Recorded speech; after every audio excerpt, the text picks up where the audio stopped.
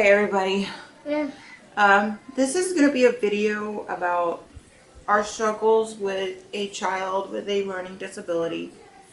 Um, um, this is Jackson Jonathan.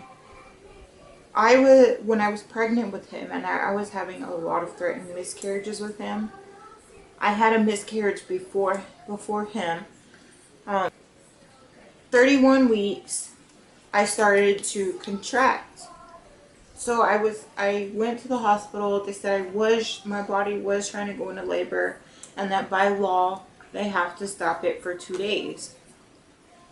Um, so they stopped my labor for 2 days, and then my body kept trying to go into labor. So they told they told us that um, he's coming. The NICU doctor came in, talked to me while they were getting me prepared for my epidural and everything. Came in and told me, the rundown about a premature baby, that he will be delayed on development. Um, he will not don't he told me like this: do not freak out if he if he's not walking by 1. So I was like, okay. My first baby, I did not know how to do things, how to, what learning stages that they were supposed to be at. I didn't know anything. And it was a struggle. He did not sit up by 5 months. He skipped crawling. He went, he started walking around, I want to say he was almost 2, and he started walking. We were working hard on getting him to walk. So we got him to walk, and he was almost 2 years old. So we were very excited to see him walk because it was taking a little bit. Here, you want to put it on your phone? So he was walking. So at his 2-year evaluation, they do they did his assessment, and by the answers that I gave him, they told me that they wanted me to get him evaluated for autism. My heart just dropped to my stomach. I started crying. She told me she put it like this: there is a big, long, wide spectrum, and all of us are on it. And she said, I don't know if she was trying to make me feel better or what was going on, but she told me that she's on it because she doesn't like to be in closed spaces with loud noise. It bothers her. I don't know. And she said that she's on it. And I was like, well, so she told me that she wanted to put him through therapies, which was speech therapy and occupational therapy. And she wanted him to go through physical therapy, but I really don't see any, like, he can't jump. Like, because he couldn't jump.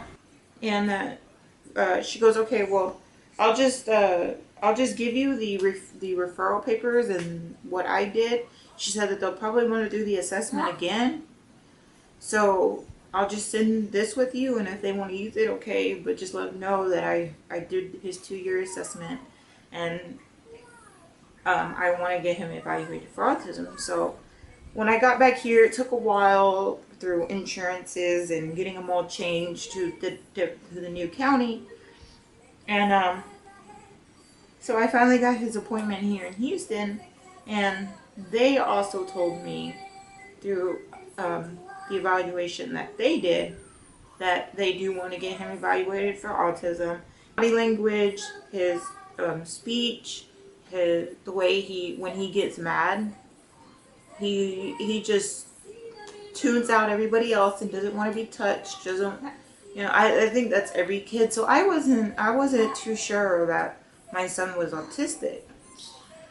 So they told me, well, we're gonna go ahead and get him through this, and we're gonna put him. I'm gonna do referrals to a hearing test, to the speech therapy and occupational therapy, which she's going through right now. and I missed the appointment for the hearing test. So I don't know if I'm going to be able to reschedule that for him. I just got so busy with all the therapies that were going on, and I feel bad. But I haven't gone to do that. I have to call them back and see if they'll let me. But it is just so emotional. And then my husband, he's not too happy that medical professionals are trying to label him as autistic, and I think that's what bothers him. And it's hard to hear that your child's going to have problems for the rest of his life. And it hurts. It hurts as a parent to hear that he has learning disabilities and he's going to have to go to special schools. And it's just it's a daily struggle. It's an argument between me and my husband. I mean, if anybody, other mothers, dads, anybody has gone through this, can you please give us advice? Because we're barely going through this. He has a autism. He's going to get evaluated for autism on June 2nd of this next year. June 2nd, 2016. So we have to wait for that appointment. You going to sleep, buddy? He's learning sign language. He knows a couple of things. He knows how to ask for stuff in sign language. Yeah, so this is just a video about our struggles with 3 medical professionals saying that they do see autism in him. I'm not familiar with autism. I will post videos of him doing sign language. I just wanted to make a video about this. I am asking for advice. I don't know how to handle this. It's hard for me. I get very emotional over it. I just feel bad. I feel like it's my fault. I could have prevented it somehow.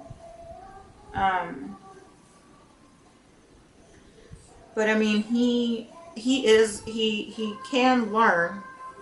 He's already speaking words, and I think he's been going through speech therapy for almost a month and a half now, and he's learning a couple of words. With his occupational therapist, they're teaching him how to, everyday things, getting dressed, eating, stuff like that. And I can see an improvement since he started. I know he'll get better over time. It's just this bird. See, bird? He's saying bird. Jackson, can you say just any advice that any parents that have gone through this, can you, just put it in the comments below. I would very much appreciate it. The support, the advice that anybody has for me. Yeah, so that's just a little bit about what's going on with me lately. And I haven't vlogged too much. We're sorry about that. But I appreciate anybody that has watched and is watching, for any advice that anybody has for us. And please be considerate with our feelings. Please. He's saying please. Be considerate with our feelings. I would very much appreciate it. Thank you everybody for watching.